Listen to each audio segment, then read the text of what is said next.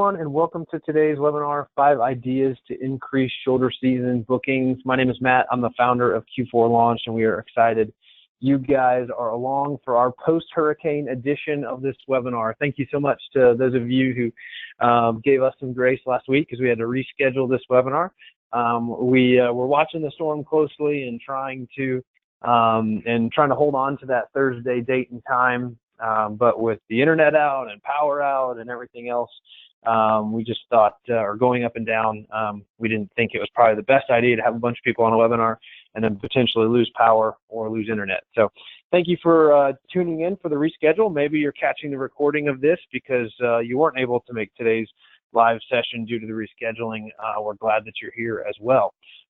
Good news is Charleston was graciously, for the most part, very much spared from Hurricane Dorian and the force that was that. We're very thankful for that. Our team is all back in the office and hard at work. Last week, everybody was working remotely from wherever they could as our area, was under mandatory evacuation. So thank you for many of you who sent us emails and best wishes.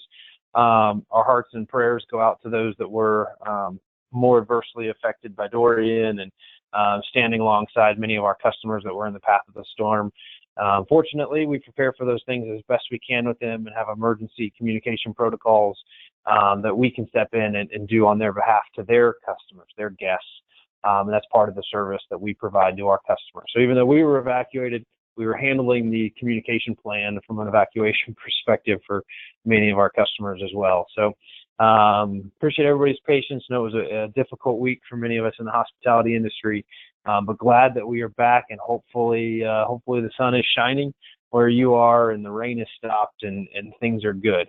It's at least stopped from that source. Might be coming at it from another source, but hopefully that's it, at least for this year. And we can get back to business and get back to turning our attention to shoulder season.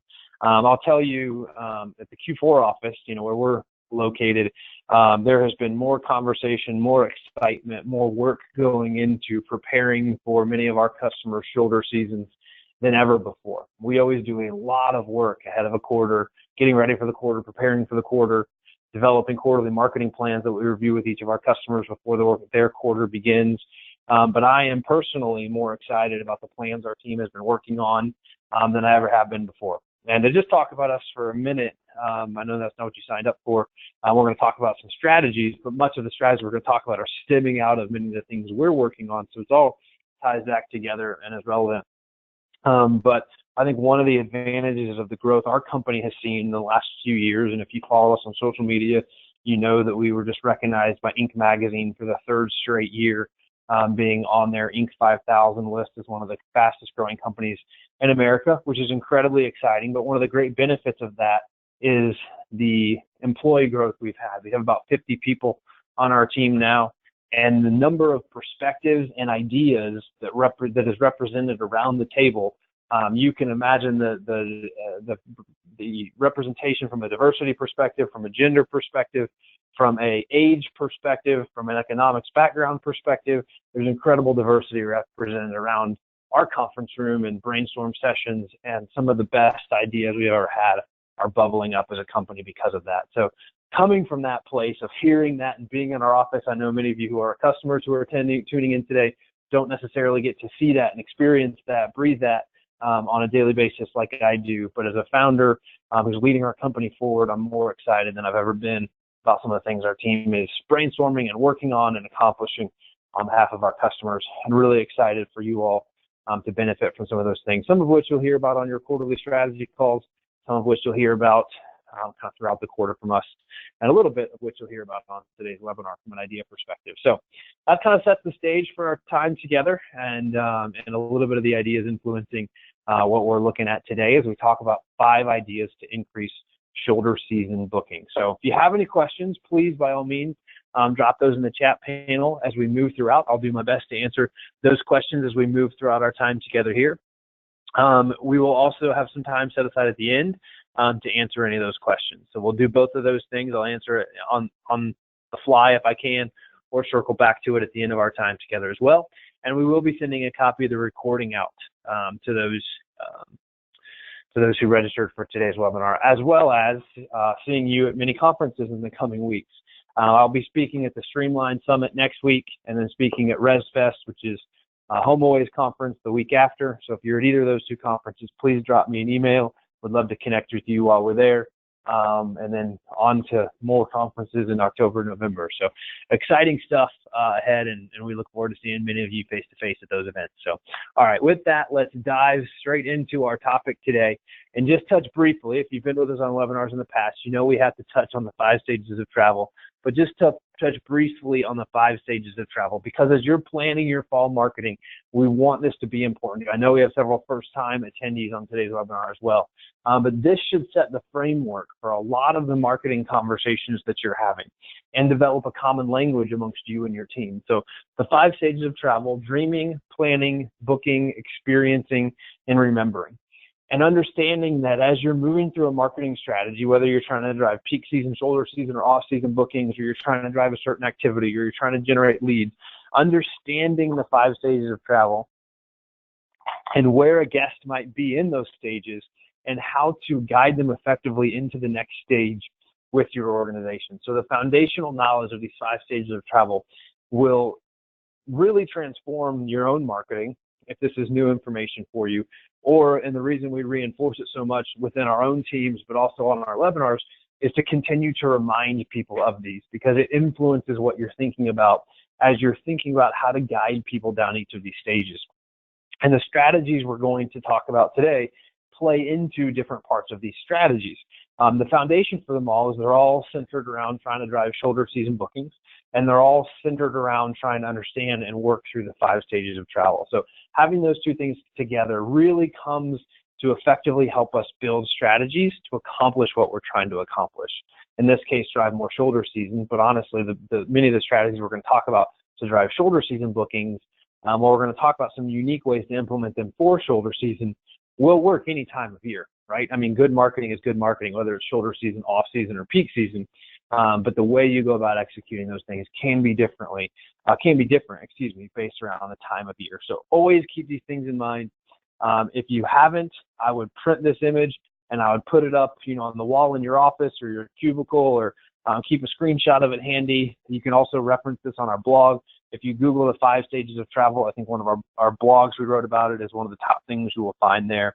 But definitely a great resource just to continue to remind yourself of what that is and continue to shape the decisions and ideas that you're making.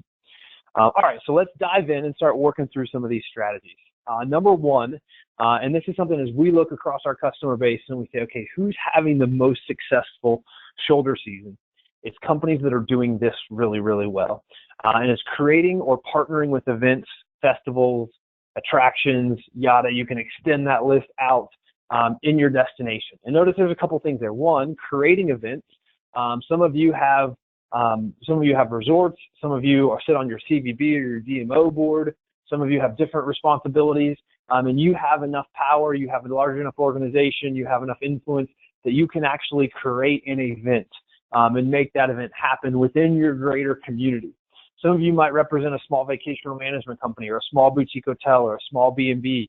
You may not be able to influence your community as a whole, but you can still influence your own property tremendously.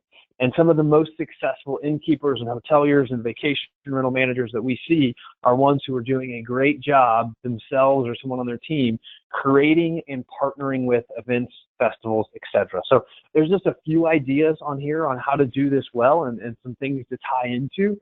But there is a lot of traction, a lot happening in this space to be able to drive occupancy. And at the core of what we're really looking at here, what we're ultimately talking about is giving people a reason to come visit you, right? I mean, that's what an event does. It gives people a reason to come visit you. That could be Oktoberfest. It could be, a big pumpkin festival. It could be a big fall festival that your community has, or a haunted house that your community has. We have a haunted house thing here in the Charleston area that is absolutely huge and known regionally. And I live here and I hate haunted houses, so I don't actually know a ton about it, other than that there are lines and lines of cars waiting to get in come fall time. So do people travel to experience that? Probably. And if I had a hospitality company here, would I be building some marketing and some experiences around that? Absolutely, I would. And that's just one quick example. There's many of them here. Those of you who are fortunate enough to be located near a university, I'm sure you don't need any help with game day experiences. Hopefully you are all over that already, but talk about something people will travel for. There is nothing people will travel for probably like sports. I mean, it is an unbelievable, especially here in the South where we are, but really that's all over the country, unbelievable draw for people.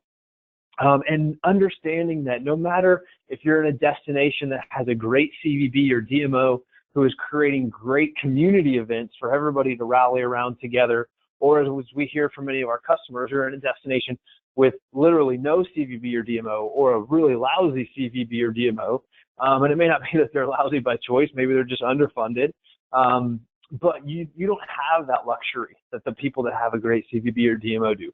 So how can you become that?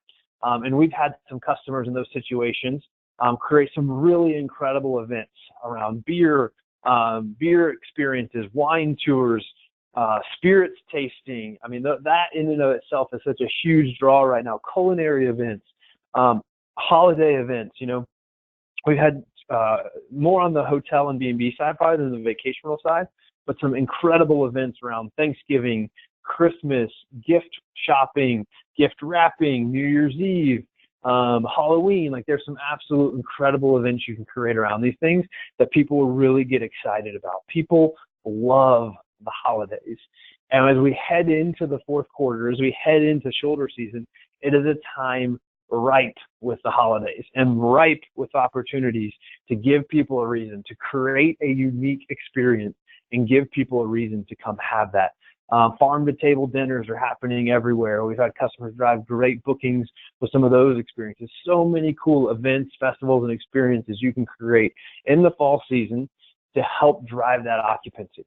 And maybe this is a time of year where you're going to be sold out on the weekends. Maybe that's a 2 or 3 day minimum you have on the weekend. You know you're going to sell that out. Maybe this time of year you're struggling with the midweek, unlike you were in peak season where your midweeks are full as well. So maybe that's an indicator that your event needs to be on a Tuesday or a Wednesday or a Thursday night instead of on a weekend night. So just using those things and playing with those things to be able to do that. And as you do that, what I would encourage you to do is have a long range view on it. One of the mistakes I think we see people make a lot when they try this kind of thing is, one, they try to throw it together at the last minute. And because they throw it together at the last minute, it's not very effective. So they don't do it again. So they throw it together last minute, it's not very effective, and usually that's more because of the last minute nature of it. You didn't have enough time to market it, build strategy around it, build promotion around it. That's why it's not effective, not because it was actually a bad idea in the first place, or because it's new. And anytime something is new, it just takes a little bit of time to get some traction. You know, we have customers that have hosted many events that now sell out their properties, and they do multiple iterations of the exact same event because they're so popular. But I remember talking to them about how they got started, and many of those first few years, they almost quit because it was hard, it was uncomfortable, it's difficult to start something new, and nobody was coming. So they were putting all this energy, effort in, and they weren't seeing the return on that. When in reality, they just stuck it out. We'll do it one more time. We'll do it one more year. We'll do it one more Halloween. We'll do it one more fall. They stuck it out, and then they started to get that traction. And that's so true with so many things in business. It takes time to get traction. And I think what happens to most of us is we quit before we ever start to see the traction. And I think that's true with so many things across our businesses, whether that's a new marketing idea we're trying, or it's a new design thing, or it's a new item in our gift shop. Maybe it's that simple. But before it has a chance to succeed, we quit executing on it, and we call it a failure way too early. So if you're going to try something this year for the first time, first, let me applaud you, because that's really exciting. Second, let me tell you to stick with it. You need to analyze it and say, was it successful or not? Was it profitable or not? Absolutely. But if it didn't accomplish your goals, don't immediately write it off just because it didn't accomplish your goals. Stick with it just a little bit longer and give it another shot. So there's my little cheerleading speech for you there about both of those things as it relates to creating or partnering with events and festivals. One other tip for you as you're doing that is that will help you be more successful is partner with people and companies who have their own following and are doing a great job of marketing. So if you're thinking about an event or a festival or anything, Get as many people as you can involved that have their own following and that do a great job of marketing. And this is one of the things that we see our customers benefiting from as well, that as we're managing their marketing and doing that and doing a great job, they will get approached sometimes by more people to do partnership events like this, because they know if I work with this person who's already doing a great job of marketing, who already has a strong following, and I get them to help promote this event that we're going to do together, we're going to drive more people to that event because we're working on it together. Our collective marketing power, our collective following is going to drive awareness for each other. So as you're picking partners, if you're picking partners to do an event like this, choose someone who already has their own following and who already has good marketing in place, and it will make your overall event more successful. So quick tip there to make sure you're choosing your partners carefully and evaluating the likelihood that they can add value to whatever it is that you're doing. All right, let's keep moving along here. Number 2, great tip for you here, develop, and this is kind of 2 tips in one. I actually had it as 2, but we had more ideas we wanted to put in, so I brought it together into one. So it's like 2 and 2.1 here. Develop PTO campaigns and capture the staycationer. So a couple stats for you here from USA Today and US Travel Stats. 37% of American workers left PTO unused. I believe in 2016 is when that stat's from. It doesn't really matter what year. It's a recent stat. Shocking stat. 10% of all American workers use no PTO at all, which represents 658 million unused PTO days. An absolutely staggering number. We had our company-wide meeting yesterday, actually, and one of the things I talked to our team about was, hey, I want you guys to take PTO, but put your PTO request in now because I don't want everyone trying to take PTO the week before Christmas, because we'll have to say no if everyone's trying to take PTO the week before Christmas. So let's not all jam them into the last week before Christmas or the week after Christmas, last week of the year. Let's spread that out a little bit so we can say yes to everybody. But more importantly than that, the message I wanted them to get from that was take the PTO we give you, because we think you're a happier, better, more helpful, more beneficial employee if you're working from a place of rest instead of resting from your work. And that's an important concept, that you're working from a place of rest as opposed to resting from your work. If we can get our team rallied and get them working from a place of rest, and that's more than just PTO, that's things we do across our employee base to take care of them in general. But if they're working from a place of rest, they're more energized, they're more effective, they're better at what they do. And being in the hospitality business, you have an opportunity to give people space to work from their place of rest. But it's a marketing opportunity, and it's marketing messaging. You have to get out there. And I put these stats in here, and I encourage you to use some of these stats or find some of your own. I was actually trying to find some more stats, but that's kind of the core there, to not let your customers be part of that percentage. So putting some campaigns together, putting some promotions, some specials together towards this fourth quarter of the year to really encourage people, don't let your PTO go to waste. And we're going to talk about some ways to do that effectively as well, and some things to think about with their unique needs. And then the second part of that, capture the staycationer. And understanding that maybe in this fall season, people aren't willing to go as far or stay as long as they would in peak season. And if I'm not willing to go as far and I'm not going to stay as long, a staycation is a great opportunity for me. And maybe it's just the season of life that I'm in. For those of you that follow us, I'm the edge of that millennial generation. I've got a 3-year-old and a 1-year-old. This would be a great place for me to plug a beautiful picture of my family, but I don't have it queued up for you. But trust me, I have a beautiful family, and I'm so blessed to have them. But I'll tell you that, but before that, the idea of a staycation never even crossed my mind because travel was so easy. But now that travel is harder, the idea of a staycation happens all the time. Like if my wife and I want to get away for a night or two, and we're so blessed to have people who will watch our girls for a night or two, we're probably going to do that within 30 minutes at home, so that if there is an issue, we can run back home and take care of that. It's just much more likely to happen. So when you're thinking about that staycation mindset, think about who you're targeting with that. And honestly, my parents are in that same place. My parents, a little bit older, approaching that retirement age. I was talking to my dad the other day, and we were talking about places we wanted to go in the coming year and some of those things. And he's like, honestly, travel is just not as appealing to me as it used to be. I've had the opportunity to go so many places, and I've had to go so many places for work. So one, I've traveled on purpose to some of the destinations I've wanted to see throughout my life. And then on the flip side of that, I've had to travel a ton for work. I just kind of want to be close to home. Like, I live here for a reason. And he was talking about, just being in a season where maybe taking a staycation is more attractive. So you've kind of got both ends of that generation. And I'm sure there's lots of other examples of that in the middle of those, in multiple places as part of that. That's just two that are very top of mind for me this week. And we're seeing that same thing with many of our friends in our season of life, if you will, that staycation is happening more and more. Or if we're going to have to travel with our girls, we don't want to put a 3-year-old and a 1-year-old in the car for a long time. So we're staying closer to home if we're taking them on vacation with us as well. And on the vacational management side of things, that staycationer that you can target, I have probably rented a beach house on the Isle of Palms, which is about 10 minutes away from where I live. It's the closest beach to my house. Because of friends and family coming in town, I've probably rented 10 beach houses, and maybe not right on the beach, maybe not quite there yet in life, but you know what I'm saying? In the last 3 years, to accommodate large groups of people, be it friends or family, coming together. And because they know I'm the local, I kind of get the chance to make most of those decisions. So there's multiple ways that works from a staycation perspective. We got people coming to visit us because we live in a vacation destination. And then we also are kind of staying here because of the season of life we're in and how special the place we live is. So 2 things there for you, kind of 2 tips in one: develop PTO campaigns and capture the staycation.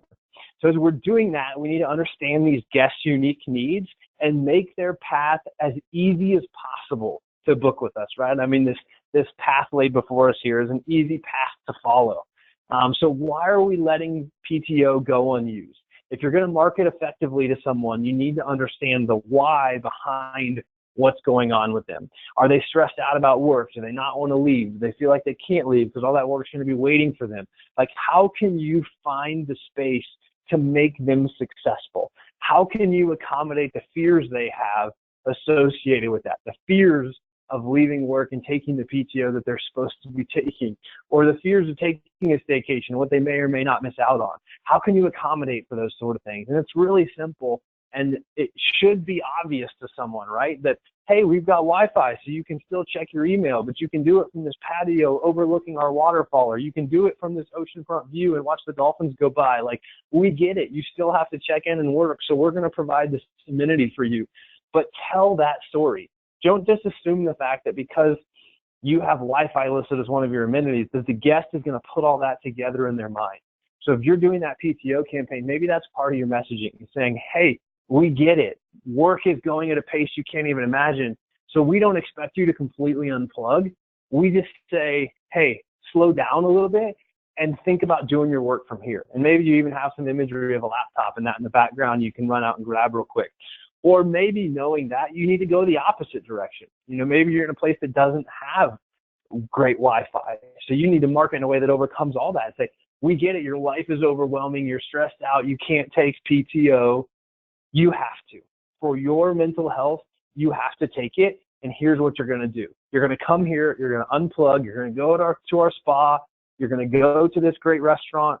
You're going to stay at this condo that we have on the beach. Like, whatever it is, telling that message and making sure that your accommodations and the amenities that you're talking about line up well to that story you're trying to tell. Know your brand, know your story, know what's unique, and go after that from a messaging perspective.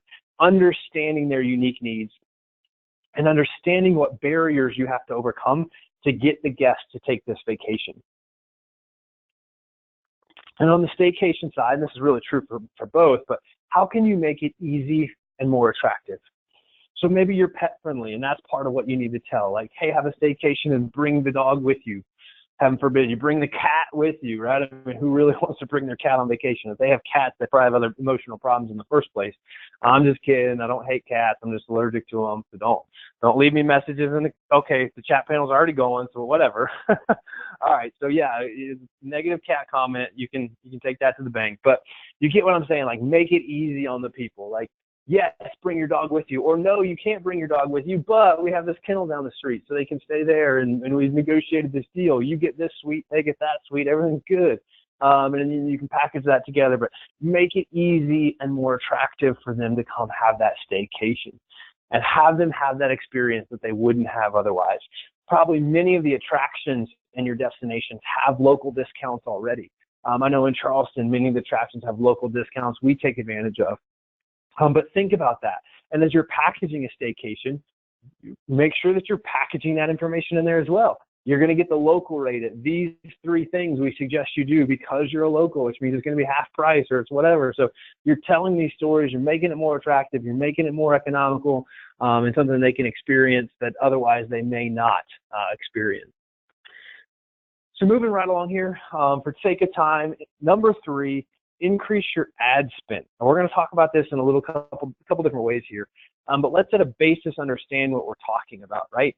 We're talking about increasing demand for your product in a season where demand is a little bit lower, right? I mean, that's ultimately what shoulder season is. If we zoom out of hospitality and we just talk economics, marketing is the process of increasing demand in a season where demand is a little bit lower. So knowing that and thinking about it a little bit differently, very big different shift than the first 2 that we talked about, but what can we do to drive demand and drive it quickly? And that's one of the challenges of marketing, is to drive it quickly, because most of marketing is an investment you're making in building momentum. It's kind of like a wave. We're building, and hopefully it never crashes over top like a wave does. That's where the analogy breaks down a little bit, but it gets stronger every time we invest into it. But the difficulty is it's not like a quick shot in the arm, shot of adrenaline to get you up for the big game and go after it. It takes time. Ads, on the other hand, are a little bit different than that. Ads, unlike many other things, specifically talking about Google ads or Bing ads or paid advertising right now, not ads in a magazine, but paid search advertising, can drive quick results when you need them. And there's a important understanding why, and there's an important part of understanding what's going on here. Traditional marketing, or most digital marketing, is about creating demand for something and then getting you in the path of that demand. And that takes time. But with ads happening, especially in search, that demand already exists. All the ad does is put your product in the path of the existing demand. So increasing budget puts you in the path of the existing demand more often. So you're not creating demand necessarily. There's existing demand. You're just not in the path of all of it right now because of a limited or non-existent ad budget, or a limited or not successful SEO strategy, multiple components of what that could be. But unlike some of marketing that's trying to generate demand for your product in the first place, that takes longer, long-term investments we need to be making, ads can be a shorter-term investment, or you can increase investment in them in the short term to get in the path of more demand to help fill occupancy or vacancy that you might have. So a really important thing to understand there, the differences between those 2. 1, creating demand, or 2, getting in the path of existing demand. Very different strategies. And as you're doing this and thinking about this, you really need to let this be influenced by your PACE reports. So your PACE report should be guiding your ad budget decisions that you're making. And then as you're doing that, tracking your return on ad spend and adjusting accordingly. So if you follow Google Ads or paid advertising much, you'll see a term ROAS, R-O-A-S, which stands for return on ad spend. And while you can ramp up budget very quickly, and if you've heard me talk about Google Ads in the past, you may have heard me use the analogy, it's a faucet, essentially, that we can turn off and turn on. To turn it on and be successful, we have to have the faucet installed in the first place, right? And what that means is to have success increasing budget in shoulder season for ads, we have to have been running ads before that. And at least for some period of time to get a modicum of success and like really be able to have predictable success. So what I mean here is maybe during peak season, you've been spending $1,000, $10,000, $50,000 a month on your Google Ads budget. I know we have people from all different size properties with us today. So maybe that budget's been what you've been spending. And from that, you've gotten a relatively predictable return on ad spend. Our average customer Sees a trackable Google Analytics return on ad spend to like 5 to 10x. Put phone bookings in there. We extrapolate that out to like a 10 to 20x in many cases. So let's just hone in on that 10x return on ad spend. If I have a 10x return on ad spend, I know every dollar I put into Google Ads or every $10 I put into Google Ads, I'm going to get $1 back, right? 10 to 1, 10x return on ad spend from my Google Ads. That's great. That's exciting. So then when it comes to shoulder season, I can use my pace reports. I can use my budget to say, okay, if I have a predictable 10x return on ad spend, what do I need to do? How can I dial that budget up or back to get the kind of accommodations, get the bookings that I need to be filling those vacancies that I have? So if you're managing Google Ads successfully already, you position yourself in a great place to use it as a strategy in shoulder season to increase bookings, and you might need it more in shoulder season. So you may actually spend more money on Google Ads in shoulder season than you do peak season because your other marketing channels are driving less demand for you. So you might need to increase budget here to get more from this channel. So a couple different ways to think about that there. But the key takeaway I want you to have from that, a couple key takeaways you need to have, but one that you might miss otherwise is you probably need to already be doing ads successfully to plug it in and make it a successful strategy in the fall. Or make it a successful strategy. It really takes about 30 to 90 days, depending on how complex your ads are, how competitive your area is, how big your budget is, to be able to get that to a place that's running well and running consistently. And then if you have dramatic changes in your business, that can change that as well. But you really need 30 to 90 days worth of data to be able to have a good footprint there to be able to do that. But once we do, we have relatively predictable success from a Google Ads perspective. So gave you a ton of information on that slide. I'm going to follow it up with another slide here in just a minute with some more information. But to pause there and drive home one more point, you need to know your return on ad spend. And if your return on ad spend is not in that 5 to 10x range, you need to talk to us, because there's a software company called WordStream that tracks as a software that does ad management essentially for people. And they have a statistic that says 70% of all Google Ads budgets are wasted. 70% of all Google Ads budgets are wasted. And it is a multi-billion-dollar company, the Google Ads side of Google is. So billions of dollars are wasted on Google Ads every year. Shocking statistic when I read it for the first time. 70% of budgets are wasted. But I will tell you, in customers that we have onboarded and brought over from other companies, that is absolutely true. I will tell you that the 2 largest Google Ads customers we onboarded this year, both with 6-figure ad budgets, both had that statistic true. So both 6-figure ad budgets, we onboarded them. Both of them were wasting at least 70% of their budget as it relates to Google Ads. And they also both actually within the majority of their campaigns had a negative return on ad spend. So we weren't even worried about the 5 to 10x range. They had a negative return on ad spend, meaning they were spending less than they were getting in bookings. So they weren't even to a 1x return on ad spend yet, but it was so buried down in other data, they didn't even know it. So this is such an area that so much money is wasted on, and it's so easy for your agency to not give you the full story and to bury not performing campaigns in with other performing campaigns. So you have to watch this carefully. And we'd be happy to talk to you about that. We'd be happy to do a free Google Ads analysis for you. And we can do that in 10, 15 minutes and just help you unpack and understand, are you wasting 70% of your budget? Or if you don't know the answer to what's my return on ad spend, answer that question for you pretty quickly and be able to tell you, do you need to take action here or not? And with as much money as many of you are spending on Google Ads, and with the increased competition that's in that space, you need to know the answer to that question. And it's a very important thing for you to pay attention to and keep track of. And I'd be remiss if I say it's not just Google Ads, right? I mean, we're talking about increasing demand for your product. You have to use all the tools in your marketing toolbox to increase demand. So there's just kind of a screenshot there actually from our website of the multiple marketing tools that you have in your toolbox. But don't just lean on Google Ads. It's one that's very easy to allocate budget to. And in some ways, I think it's like the lazy marketer's guide to getting bookings.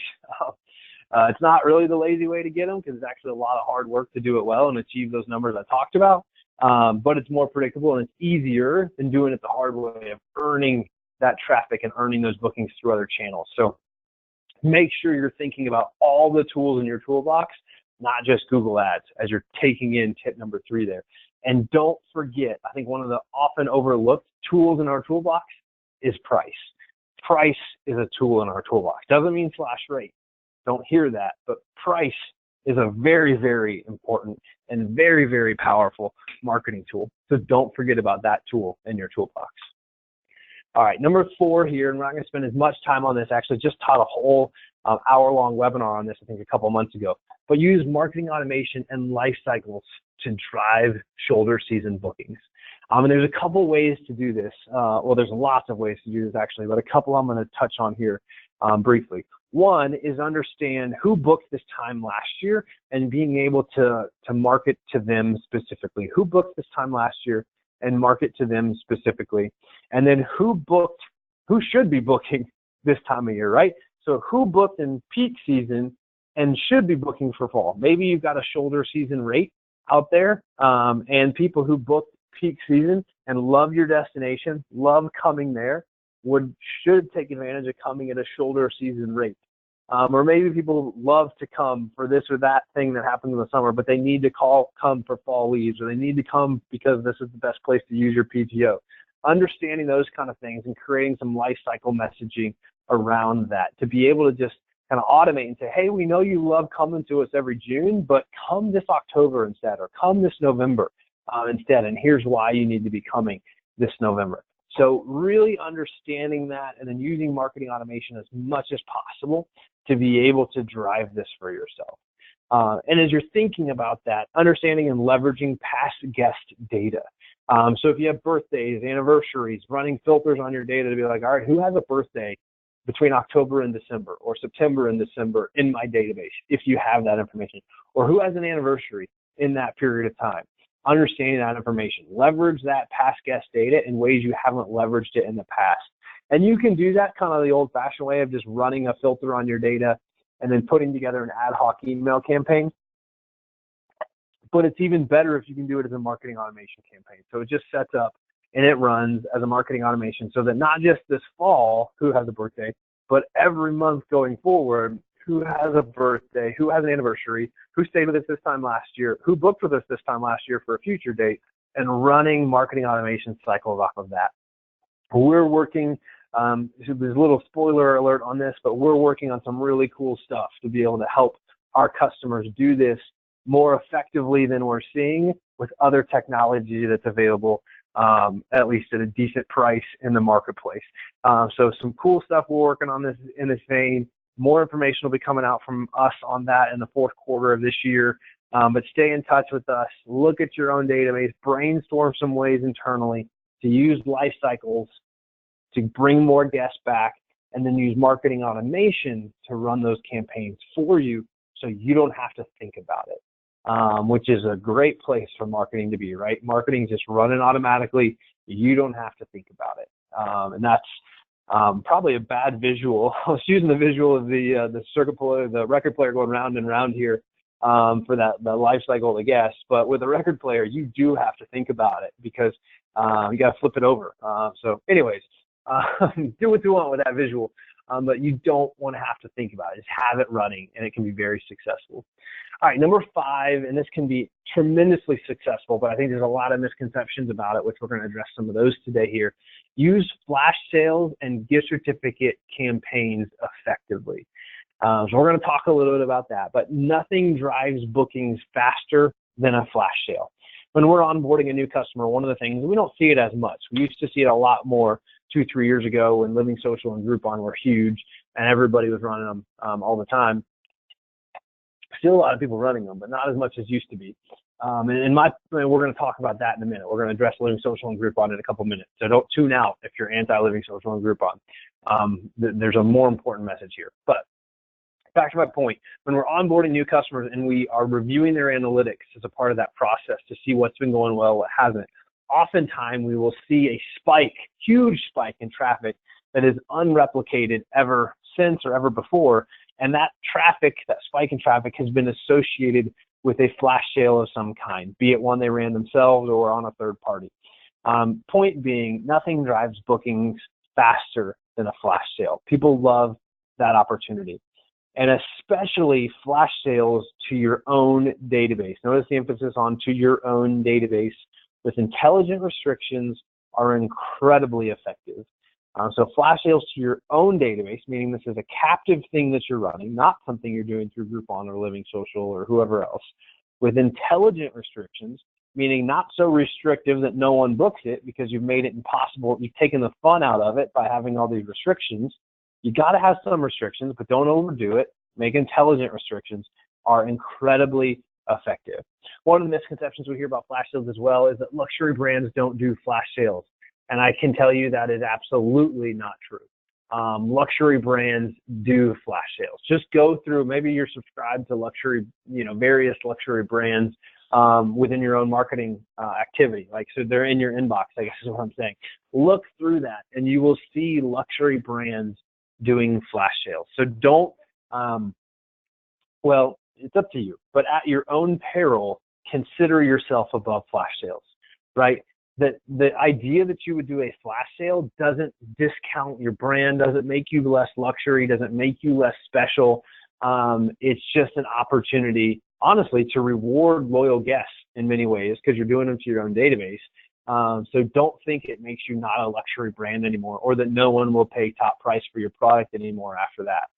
It's absolutely not true. I mean, even especially in the automotive marketplaces, look at how many luxury brands are still leading with price and leading with sales and all those all those things. Now, it can't always be on sale, right? It's not, we're not running a flash sale every week. We're talking about unique events that maybe happen 2-3 times a year that are effective and very effective to be able to do that. We'll dive a little bit more deeply into that. Gift certificate sales can also be a great cash flow boost in slow season. Now, for any accountants on the line, I understand all the implications of gift certificates and the way you recognize revenue and everything else. I get it. My dad was a CPA. I got QuickBooks for Christmas when I was 17 years old running my first business. So trust me, I know the implications of this. But I also know, both from just a morale boost as an entrepreneur in the off season when bookings are slower, and that can be a little depressing. I'm not going to make any comments about how you do this. You got to consult your own CPAs, your own attorneys about the cash flow situation related to gift certificate sales. But bottom line, gift certificate sales can be a great cash flow boost in slow season. Yes, you should probably put that in some type of holding account and not use it for operating purposes. We're not talking about that today. We're talking about marketing. Figure those details out, but they can be a great opportunity to boost bookings, boost sales, and you figure out when to recognize that revenue.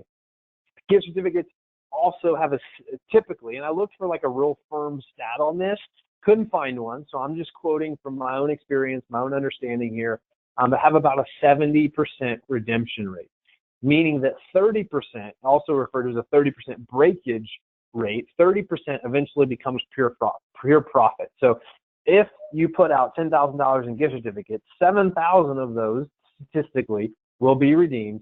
3,000 of those, or 30%, will go unredeemed. And I'll tell you that we have a Ziploc bag full of gift certificates in our house, and all the time, probably once a quarter, we say, we need to do a better job of using these gift certificates, and we never do. Or we very rarely do. It's just sometimes not conducive to the decisions we're making, the traveling we're making, the places we want to go, whatever.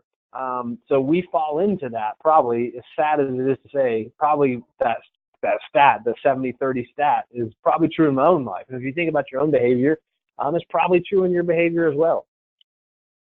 So you want to be on the benefiting side of that, right? And you can find some shocking statistics around the gift certificates that are unused in America right now, but throughout other countries as well. Some shocking statistics out there about it. One other comment, and again, you have to consult your own legal professionals about this, but vouchers are a great way to drive sales in lieu of gift certificates. So vouchers being typically something you would buy for a particular experience. So you might buy a voucher that includes a 2-night stay and $50 at a restaurant, or it includes a 2-bedroom house on our program and $100 to use at this attraction in our area. So it's a voucher. It's one price to cover that whole experience. And it's a great way to drive sales in lieu of gift certificates. And again, my understanding of that is that vouchers don't have the same regulations associated as gift certificates. Confirm that. As I was trying to confirm that, I got some kind of conflicting information. So confirm that with in your own states, because each state is different. But confirm that information. But vouchers don't have the same regulations, from my understanding, as gift certificates do, and you can present them differently, with the idea being that you could sell a voucher for an experience that could expire. So it's a flash sale style deal, could expire 3 months from now, whereas a gift certificate in your destination might have a 3 or a 7 or a never expire state law associated with it. But the voucher could expire 3 months from now, so it drives occupancy in the shoulder season when you need it the most. And instead of it being worthless at the end of those 3 months and truly expiring, the way I've seen this done best, and I think the way Groupon Living Social did it for many, many years, is that at the expiration date, the voucher, the amount you paid for that voucher converts into totally spaced it, but converts into a gift certificate, essentially. So the value of the voucher never expires. So I paid $70 for a $100 experience.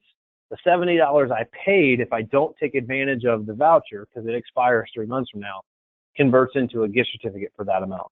You could have the voucher expire completely and be unusable in some states, I believe. I know that's true in South Carolina, where we're headquartered. The voucher can expire and be worthless. I don't think that's a best practice, because we're talking about vouchers that are typically expensive here. But we see this a lot around the holidays as it relates to gift certificates. So you might see a promotion that says, buy $20 worth of gift certificates, get $5 free. The $20 would be a true gift certificate, subject to the laws regulating gift certificates. The $5 bonus on top of that would actually be a voucher worth $5 with regulations, restrictions around it, very different from the regulations around the gift certificate part of that. I know my wife and I, and those of you who know me know I'm kind of frugal. And I like to have great experiences, but like to find ways to get them in a place I can afford them. So when our favorite restaurants run those promos, like the favorite restaurants we love to go to as a family, we always take advantage of those programs. We buy the $50 gift certificate and get the $20 free voucher on top of it. But every time we take advantage of that I can think of, the voucher is always very clearly a voucher that has different criteria and has ways you can and can't use it and all these other things, getting it separated legally from the regulations around the gift certificate that you bought for regular price. So some things to think about there, some things if you're going to adopt a strategy like that, you really have to understand, but do that and think about that as a great way to drive occupancy in this shoulder season. All right, a couple things here. Why most flash sales fail. Wanted to cover this because of the negative conceptions or negative concepts. I'm really close to saying a contraceptive word there. I'm just going to say it because I almost said it. And I don't know the word I'm after, but you get what I'm saying. Negative connotations. That's the word I'm after. Negative connotations associated with flash sales. Hey, y'all, I'm tired. I got a 1-year-old and a 3-year-old. Maybe we need some more contraception in our life. But anyways, run by a third party like Groupon or Living Social who take 20 to 30%. That's one of the reasons that people have negative connotations or flash sales fail. Hopefully you guys are laughing. I'm laughing. I can tell who on our staff is listening live to today's webinar based on looking at our bullpen and seeing who out there is laughing right now. But they're expensive to execute on time due to time, technology, and resource constraints. So one of the things is we have recommended these as well as Black Friday, Cyber Monday style campaigns to customers in years past is they wait till the last minute to give us the details on the campaign that we need to run. And because we wait till the last minute, or a customer waits till the last minute to give us the details of the offer, it's not nearly as successful as it could have been had we gotten it out the door earlier and had we had time to really build effectively around it. So plug for our customer success team there. You're going to hear them ask you that question on your fourth quarter strategy call if you're one of our customers. Don't wait till the last minute to give us what we need to be successful. Help us help you and make sure we have a strong offer in advance enough to build the assets we need to be successful. If you're trying to do this on your own, don't wait till the last minute. Same is true for you. They don't perform due to a weak or non-compelling offer, right? Don't be so conservative that your offer is weak and then you've done all this effort and nothing happens. They fail to sell through at expectations due to poor planning or execution, and they fail to drive incremental revenue. A couple other quick reasons there why most flash sales fail. So let's talk for a minute. Looks like my slides are a little messed up about gift certificates. Bear with me here. I've talked about a lot of this already, but a couple other quick things with gift certificates. They create cash flow for off-peak times, great opportunity for Black Friday, Cyber Monday campaigns, help give the gift of an experience, and historically have a 70% redemption rate, aka 30% aren't used. So that is a great opportunity to really be able to think about with gift certificates and use those effectively. All right, so moving right along here, what's your next step? We've talked about a lot of things. I said the word contraceptive on today's webinar, which nobody expected, including myself. But what's your next step? Like, where do you go from here? One, you probably need to listen to the webinar again at a slower speed because I'm amped up on Starbucks today because my kids haven't been sleeping. So you need to listen to it again at a slower speed and take some really good notes about your execution steps. But another great next step for you would just be to ask for some help, right? I mean, ask for some help to take what you've learned today at a high level, which we've hopefully made applicable to everyone on today's webinar, and bring it home for you. And one of the great ways you can get some help bring it home for you is to request a free marketing consultation, aka get on the phone with us for 15 to 30 minutes, and we'll go through your website, your marketing, answer your personal questions, and help take this high-level information and make it specific for you. Totally no obligation, just something we do to try to help you apply the learning and for the opportunity to see if there's a chance that we can help you with that. But that is absolutely what we're trying to do, is just really set you up to be successful, whether you're trying to implement this on your own or you're trying to, get some help doing that. So if you'd like to take advantage of that free marketing consultation, we've just launched a poll, so you can say, yes, please get in touch. If you click the yes, please get in touch box, we will get in touch with you to schedule that free consultation. If you click the no thanks box, that's great as well. And just let us know that you're not interested. Or the last option there, I'd like someone to follow up on marketing with Q4 Launch. So maybe you've heard today's webinar and you're like, wow, those are all sound like great ideas. Where in the world would I find time to execute on that? And you just know you need help. Check that last option there. I'd like someone to follow up on marketing with Q4 Launch. We'll get in touch with you and see how we can help you there. So we don't necessarily care which one you check. We just need to get 70% of people voted in today's poll to be able to move on. So this is the point where we actually ask, like, who's paying attention and still at their computer and didn't get offended by the contraceptive word and walked away or closed out. So please vote in today's poll. We don't care if you say yes, no, or I'd like someone to follow up. Just click one of those three. It will help us understand and keep people engaged. We're moving throughout our time together here today. So again, yes, please get in touch to schedule the free marketing consultation. Help take today's high-level learning and make it real, make it applicable for you. No, thank you, or I'd like someone to follow up on marketing with Q4 Launch, and we'll follow up with you to talk about what it looks like, see how we can potentially help you with marketing your own property or properties or company and your destination. So looks like we need a few more people to get to a 70% voted here. So if you're tracking along with us, just simply click on one of the screen options in front of you. I promise it won't be hard, and we can get today's poll closed out. As we're waiting on those final votes to come in, we haven't seen anything in the chat panel come in other than the negative comments that I made about, or feedback on the negative comment I made about cats. If you weren't here for that part of the webinar, I made a cat joke.